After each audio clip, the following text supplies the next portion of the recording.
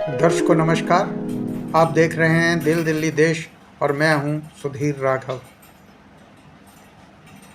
इंद्र ऋग्वेद के प्रमुख देवता हैं। इंद्र का नाम ऋग्वेद में कम से कम 250 सूक्तों में मौजूद है। उनकी स्तुति की गई है। ऋषि मुनि उनसे गाय, धन धान्य, संपदा और स्त्रियों की मांग करते हैं और इंद्र प्रमुख दाता और प्रमुख देवता हैं ऋग्वेद काल के। लेकिन ऐसा क्या हुआ कि कालांतर में, पौराणिक काल में, उपनिषद काल में, ऋग्वेद के बाद इंद्र भारतीय समाज के या धार्मिक अनुष्ठानों के प्रमुख व्यक्ति नहीं रहते हैं, प्रमुख देवता नहीं रहते हैं। उनकी जगह भगवान विष्णु और भगवान महेश यानी शिव महत्वपूर्ण हो जाते हैं और पूरा सामाजिक चक्र उनके चारों ओर घूमता है। ये बदलाव सिर्फ आस्था के किसी परिवर्तन का प्रतीक नहीं है। आस्थाओं में बदलाव आसानी से नहीं आते।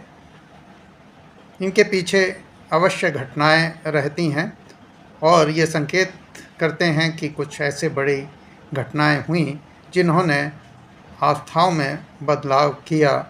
और इंद्र जो कि प्रमुख देवता थे, सर्वाधिक पूजनीय थे ऋग्वेद काल में, वो बाद में उपनिषद काल में और पौराणिक काल में उतने पूजनीय नहीं रहे, बल्कि कहीं कहीं उन्हें खलनायक की तरह भी दिखाया गया। रामायण में उनका संदर्भ नायक की तरह नहीं है, सहनायक की तरह भी नहीं है। गौतम ऋषि और अहिल्या के प्रसंग में वो जिस तरह से आते हैं और शापित होते हैं, उसमें वो नायक भी नहीं रहते हैं। इसी तरह से महाभारत में कृष्ण गोपियों को और अपनी माताओं को इंद्र की पूजा से रोकते हैं और कहते हैं कि इंद्र से अच्छा है कि आप गोवर्धन पर्वत की पूजा करें, क्योंकि ये हमारी गायों को, गोवंश को पालता है और ब्रज के जीवन यापन में महत्वपूर्ण भूमिका निभाता है। अगर आप गोवर्धन परिक्रमा में जाएं तो आप पाएंगे कि वहाँ के नायक अब भी कृष्ण हैं, इंद्र नहीं है। इंद्र का एक मंदिर है, वो भी उस जगह पर है जहाँ उनका मान भंग हुआ था। कृष्ण ने उनका मान भंग किया था। कहते हैं कि जब इंद्र ने माताओं से कहा और गोपियों से कहा कि आप इंद्र की पूजा नहीं करनी चाहिए, इंद्र को भाग ना दिया जाए, गोवर्धन पर्वत को दिया जाए, तो नाराज होकर इंद्र ने प्रलय मचाई थी, जिसे कृष्ण ने गोवर्धन पर्वत को अपनी छोटी उंगली पर धारण करके ब्रजवासियों की रक्षा की थी।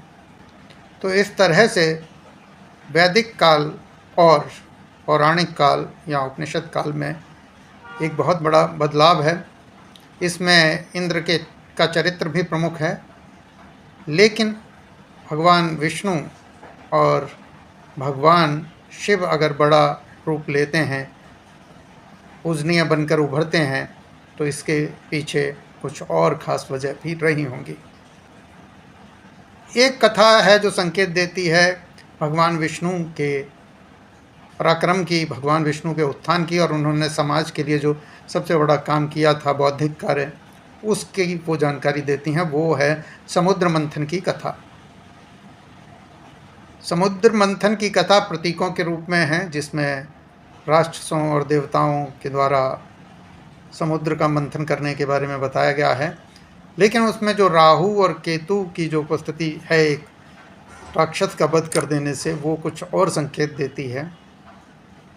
और जिस तरह से हलाहल निकलता है और अंधेरा छा जाता है, शिव उस हलाहल को पीते हैं, छांटते हैं, उसके अलग मायने हैं। और राहु केतु की जो उपस्थिति है या जो परिकल्पना है राहु और केतु की, वो ये बताती है कि ये मंथन, समुद्र का मंथन नहीं था, बल्कि समुद्र के किनारे एक पिरामिड खड़ा करके, जिसे सुमेरु पर्वत कहा गया है, उसमें उसे खड़ा करके सूर्य के किसी बड़े घटनाक्रम को दर्ज किया गया था और एक प्रकृति की एक बड़ी पहेली को समझा गया था।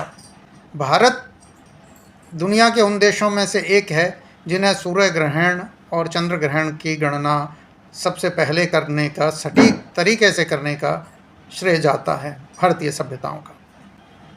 समुद्र मंथन, जिसे देवताओं और असुरों का संग्राम, द्वंद्व और रत्न पाने की कहानी से जोड़ दिया गया है, 9 रत्न समुद्र से पाने की, अमृत पाने की कहानी से जोड़ दिया गया है। असल में वो आकलन किया गया था सूर्य ग्रहण के दिन, इस बात का कि सूर्य ग्रहण क्यों लगता है, चंद्र ग्रहण क्यों लगता है, और ऐसे में सूर्य से आने वाले प्रकाश को नापने के लिए सुमेरी पर्वत को त्रिज्या की तरह इस्तेमाल किया गया था, उसकी छाया को। और जब सब इस प्रश्न से जूझ रहे थे कि कोई एक चीज़ है जो छाया बनाती है जिसकी वजह से ग्रहण लगते हैं, लेकिन एक चीज़ के लगाने से परिणाम सटीक नहीं आ रहे थे, इसलिए भगवान विष्णु ने उस चक्र का तोड़ निकाला, उसके 2 टुकड़े किए कि एक नहीं, ये राहु और केतु जो एक ही से बने हुए हैं, अंश हैं, वो अपनी मौजूदगी में या उनकी स्थिति में उस स्थान पर जब इस चक्र में पृथ्वी, चंद्रमा और सूर्य आते हैं तो सूर्य ग्रहण बनता है। इस अध्ययन को राहु केतु की कहानी के रूप में दर्ज किया गया और आकलन वो सटीक हुए। इस वजह से भगवान विष्णु की मान्यता जो है वो बढ़ी और इंद्र आदि देवताओं का दर्जा नीचे चला गया, क्योंकि जिसका जवाब उन देवताओं के पास नहीं था कि ये ग्रहण क्यों लगता है और हम कैसे अंदाज़ा लगाएं कि अगला ग्रहण कब आएगा, उसका तोड़ 380 डिग्री के सुदर्शन चक्र से भगवान विष्णु ने ढूंढ निकाला था। और इस तरह से उन्होंने अपने ज्ञान से अपने समय के मानव समाज को काफ़ी आगे की जानकारी दी और भारतीय सूर्य और चंद्र ग्रहण की गणना करने में सफल हुए। और आप ये देखेंगे कि जो राहु केतु का जो कॉन्सेप्ट भगवान विष्णु ने दिया, उसे चुनौती मिलती है 5वीं सदी में आकर आर्यभट्ट से। वह अपनी पुस्तक आर्यभट्टीय में साफ कहते हैं कि जो सूर्य और चंद्र ग्रहण लगते हैं वो राहु केतु की वजह से नहीं लगते हैं, बल्कि चंद्र की छाया में पृथ्वी के आने से या पृथ्वी की छाया में चंद्र के आने से ये ग्रहण लगते हैं।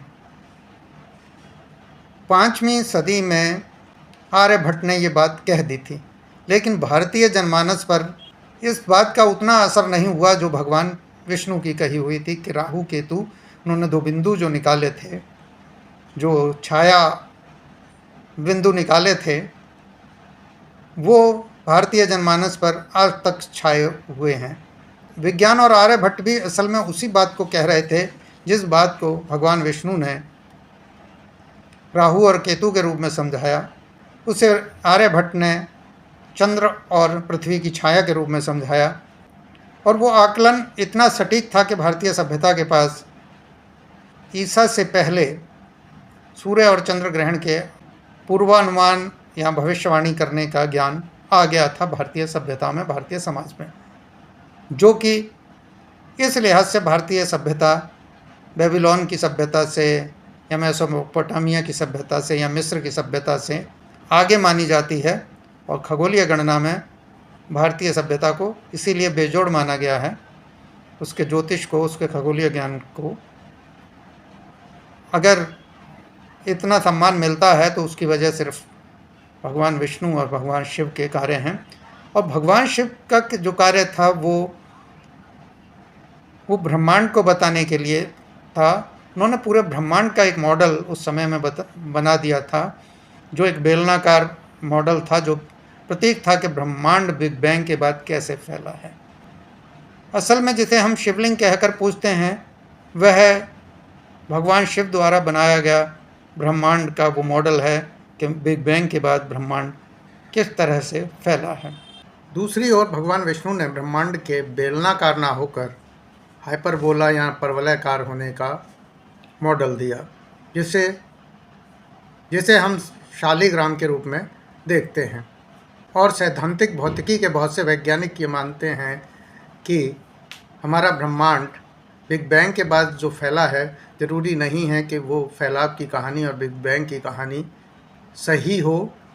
ये विस्तार परवलयकार भी हो सकता है और इस तरह से वैज्ञानिक भी दो सिद्धांतों को मानते हैं, जो मानते हैं कि ब्रह्मांड लगातार फैल रहा है और दूसरे ये मानते हैं कि ब्रह्मांड जो है वो परवलयाकार है।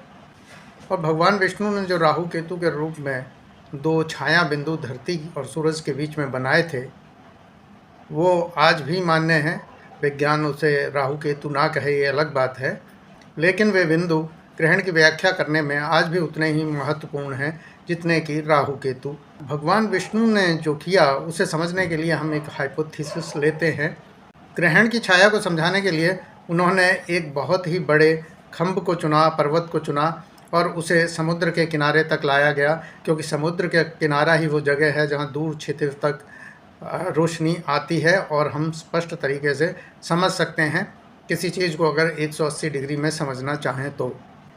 वहाँ पर भगवान विष्णु खुद उस खंभ को लेके आए, जिसे सुमेरु पर्वत कहा गया है, क्योंकि बहुत बड़ा था इसलिए पर्वताकार कहा गया है। सुमेरु का अर्थ है बहुत ऊंचा और सोने की तरह चमकदार, उसे सुमेरु कहा जाता है। तो बहुत ऊंचा था, उसकी छाया दिखानी थी कि पृथ्वी पर कैसे आ रही है, और उसमें एक रस्सी बांधी गई। समुद्र मंथन की कथा से हमें पता चलता है कि रस्सी इतनी बड़ी नहीं थी तो वासुकी नाग का सहारा लिया गया, ऐसा कथा में कहा जाता है। वो प्रतीकों में है, कथा बिंब में है, जिसमें उसे उड़ने वाला पर्वत भी बताया गया, सुमेरु पर्वत को। लेकिन एक बहुत बड़ा स्तंभ था, उसके चारों ओर रस्सी इसलिए बांधी गई, उसके दो पक्षों पर दो लोगों को खड़ा किया गया और रस्सी से वो उसके चारों ओर चक्कर लगाते हैं, मंथन। तो रस्सी बांधकर जब वो उस पर्वत के चारों ओर चक्कर लगा रहे थे पर्वताकार खंभे के, तो घूमते हुए एक हिस्सा या एक वर्ग, जिसे मान लो देवताओं का वर्ग कहा गया, दूसरा राक्षसों का वर्ग कहा गया, जब एक वर्ग जो है देवांश जो है छाया में आता था, तो उन्होंने समझाया कि इस तरह से सूरज ग्रहण लगता है। जब देवांश दूसरी ओर चला गया और उन पर छाया आने लगी तो उसे उन्होंने चंद्र ग्रहण बताया। इस तरह से उन्होंने समझाने की कोशिश की होगी। ये एक हाइपोथेसिस है, बीच में एक बहुत बड़ा पर्वताकार खंभा खड़ा करके। समुद्र मंथन की कथा से इस तरह के संकेत मिलते हैं। उसे हम कहानी के रूप में देखते हैं, प्रतीकों के रूप में देखते हैं, तो हमें वो अलग तरह से समझ में आती है। हम उसका दर्शन तलाशने की कोशिश करते हैं, मगर उसमें कुछ विज्ञान छुपा हुआ है। तो आज दिल दिल्ली देश में इतना ही। जल्द ही ऐसे रोचक विषय के साथ फिर मिलते हैं। धन्यवाद।